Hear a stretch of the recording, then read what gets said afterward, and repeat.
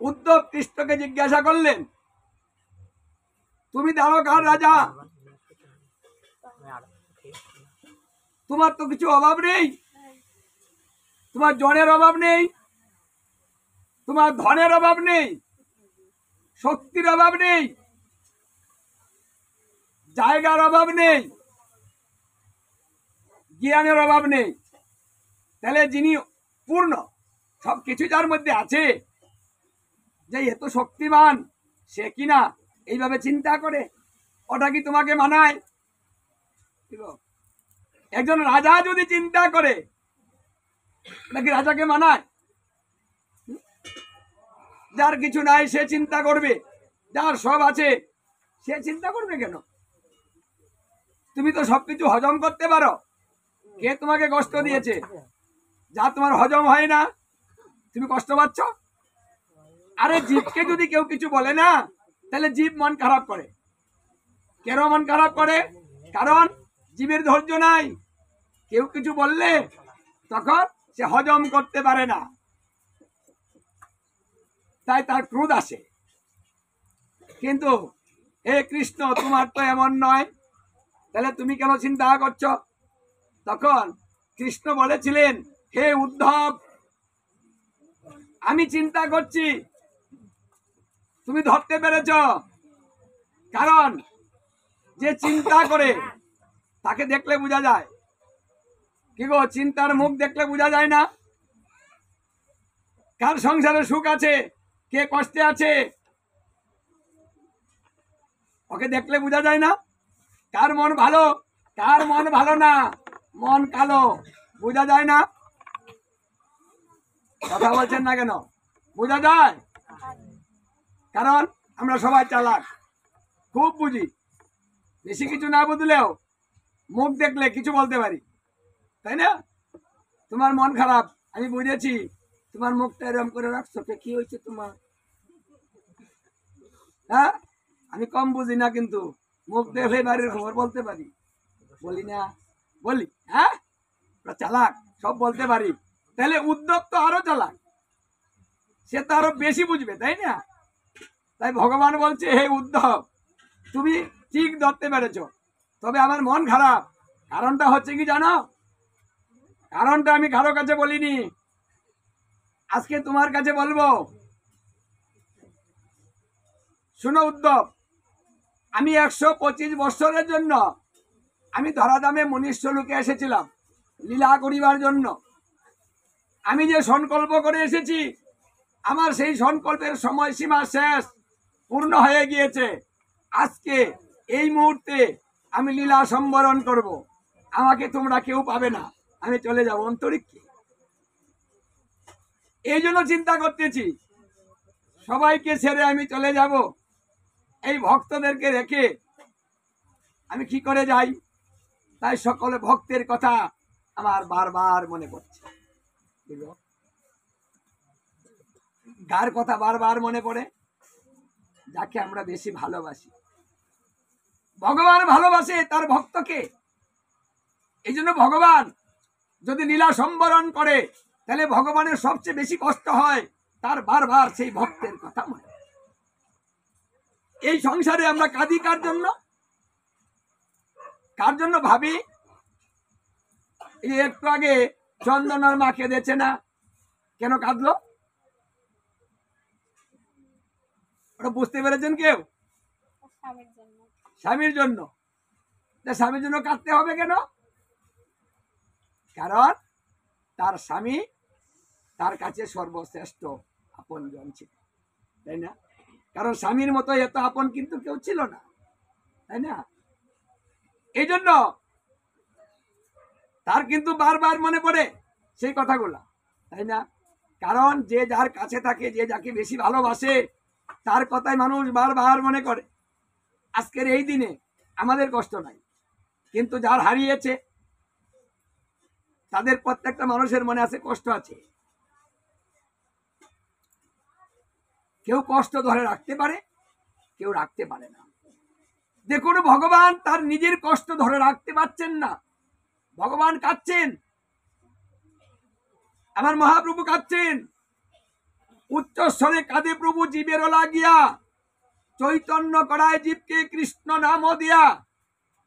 আরে ভগবান স্বয়ং কাঁদেন, ভক্তের জন্য কাঁদেন, কারণ ভক্তকে ভগবান এত আপন করে নিয়েছেন, যার জন্য ভগবান নিজেও কাঁদতে হয়। যখন এই কথা বলেছে, উদ্ধব বলেছিলেন, হে কৃষ্ণ, তুমি যখন চলে যাবে তখন কলি এসে প্রবেশ করবে, তুমি থাকতে কলিকাল আসবে না, তুমি গেলে কলি আসবে।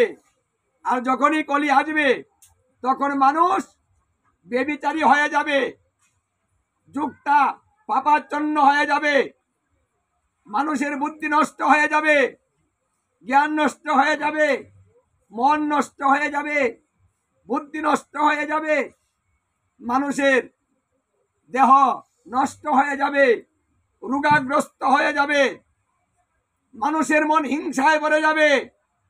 কারণ যে কলি আসবে তার বাবার নাম হিংসা। হিংসা, দেখুন, যার বাবার নাম হিংসা, সে যদি আসে তাহলে কি হবে? তার বাবার সম্পত্তি পাবে, যে হিংসা সরিয়ে দিবে। তার মায়ের নাম মিথ্যা, তাই মিথ্যায় জগৎ ভরে যাবে। কেউ সত্য কথা বলবে না, শুধু মিথ্যা কথা বলবে, আর মানুষ সেই মিথ্যার পিছনে দৌড়াবে, সত্য কথার পিছে যাবে না। যদি কেউ সত্য বলে তাকে কেউ দেখতে পারবে না, যদি মিথ্যা বলে তাকে ভালোবেসে জায়গা দিবে। আজকাল দাম কিসের বেশি? মিথ্যার।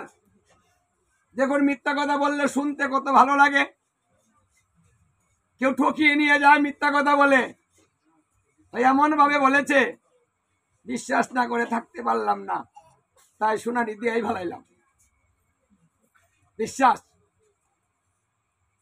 কিন্তু যদি ভালো লোকে চায়, হয় না না না, আমার বলে কিচ্ছু নয়, একেবারেই না, করে সত্যি সত্যি স্বীকারই করবে না। কিন্তু মিথ্যা দিয়ে বুঝান, দেখবেন হটপট করে দিয়ে দিবে, দিয়ে যাও। মিথ্যার এত দাম।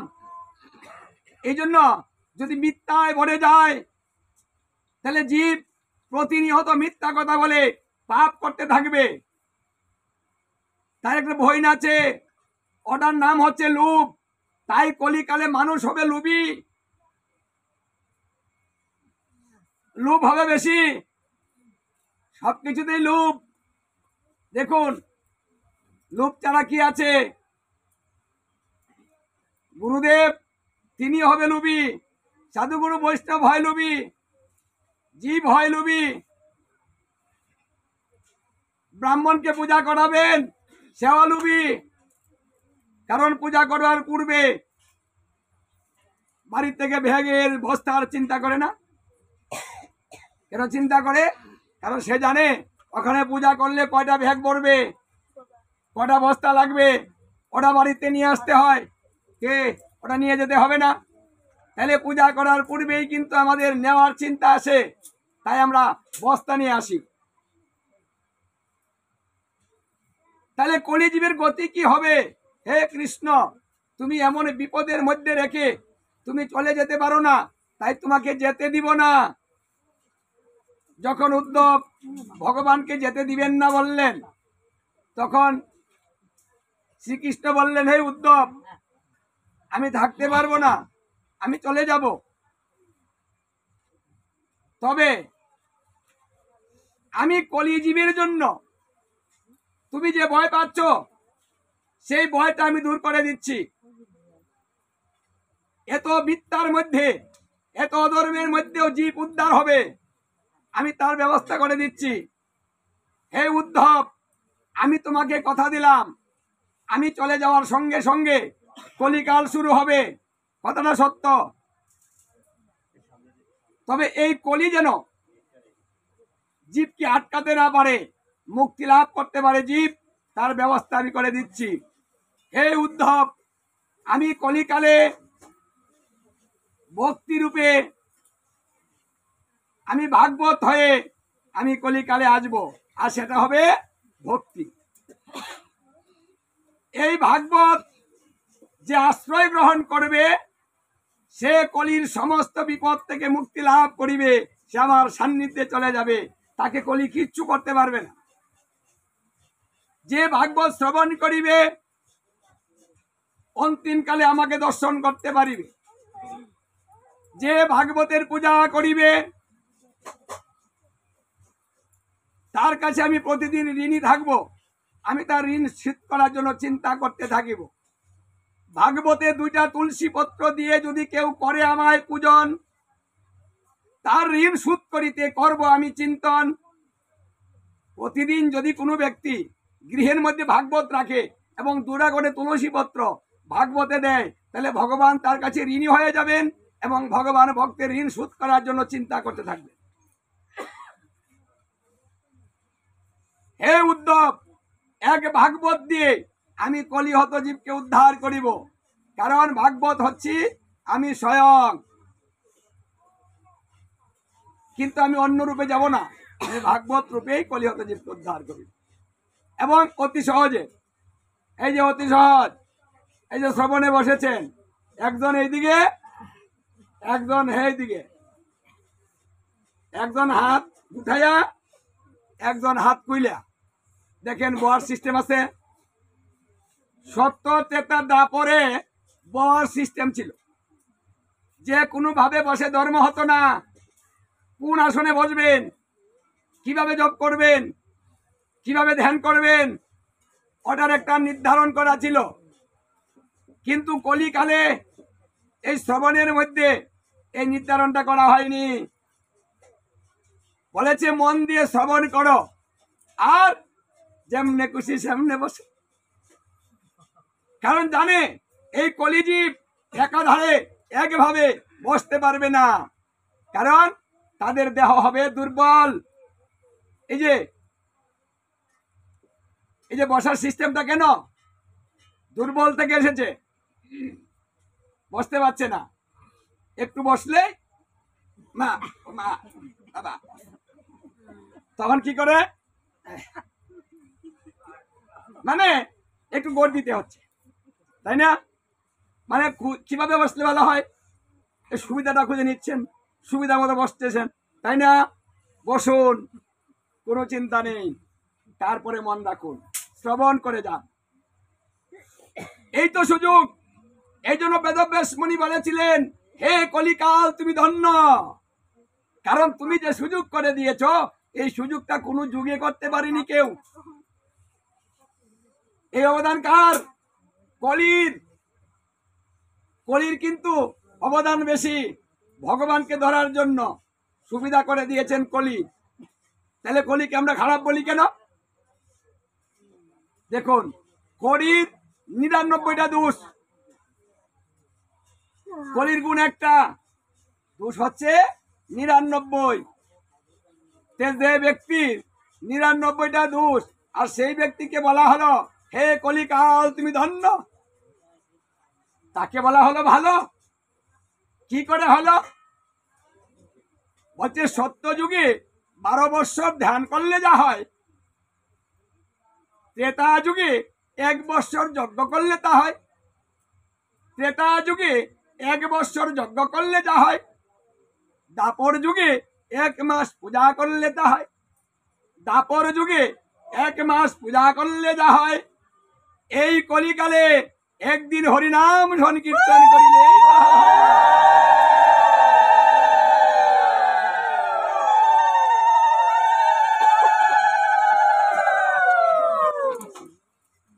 কলির ধর্ম হলো আরাম প্রিয় ধর্ম। আমরা আরাম চাই, ভগবান আরাম দিলেন। মূর নাম যথা তথা লয়, স্থান কাল পাত্র নাই সর্বসিদ্ধি হয়। যথা তথা মানে বিচার নেই। এই যে বসারও বিচার নেই, আবার জপারও বিচার নেই। সূচি অসুচি ওই বিচারটাও বাদ। সত্যতে তার দাপরে টয়লেটে গিয়ে কোনো ধর্ম হতো না, ওটা বন্ধ ছিল। কিন্তু কলিকালে ধর্ম টয়লেটের ভিতরেও চলে গিয়েছে, ওখানে বসেও হরিনাম করতে পারবেন, তবুও ধর্ম হয়ে যাবে। ওই যে যথা তথা যত্র তত্র, যেখানে মন চায়, যেখানে আপনার সুযোগ সুবিধা হয়, ঠিক সেখানেই করতে পারবেন। মানে সর্বক্ষেত্রে ধর্মের বিস্তার করে দেওয়া হলো, কর্মক্ষেত্রে ধর্মের বিস্তার করে দেওয়া হলো, সুযোগ সুবিধা বাড়িয়ে দিলেন। ওটা কে এনেছে? বলছে কলি এনেছে। 48 মিনিটের ভিতরে কৃষ্ণ দর্শন করা যায়, যা কোনো যুগে, কোনো মনন্তরে, কোনো কল্পে ছিল না। সেই সুযোগটা আবার কলি এনেছে। এত সস্তা ভগবান। কে মায়েদের অসহ্য হচ্ছে, এই জন্যই অল্প শ্রবণ করবেন, লাভটা বেশি নিয়ে যাবেন। ভগবান জানে ওরা 2-4 ঘন্টা বসতে পারবে না, এই 1 ঘন্টা 1.5 ঘন্টা বসলেই তারপরে মন খালি কইব উঠ উঠ।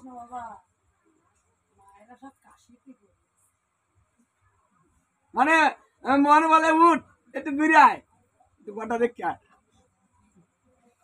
তাই না? মানে মন চলে যায় এদিক আর সেদিক, যার জন্য ভগবানকে ধরার সুযোগ হলো কম। এই বেশি ধর্মটা সহজেই আপনি করতে পারেন।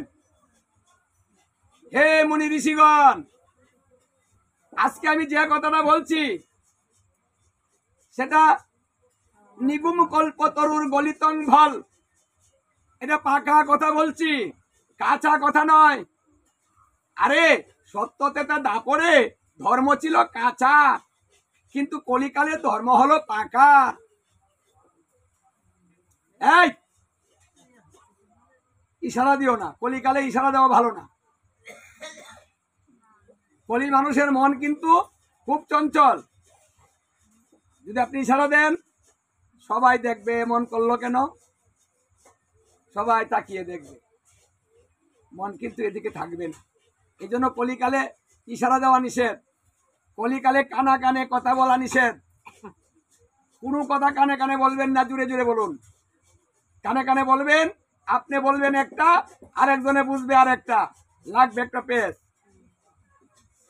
কানে কানে কি কইলো আমি বুঝি নাই, আমি কম বুঝি, সব জানি আমি। মানে আপনি বলেছেন একটা, সে বুঝে নিবে আর একটা, মনের মধ্যে লাগলো বেশ। এই জন্য কানে কানে কোনো কথা বলবেন না, সংসারে অশান্তি হবে।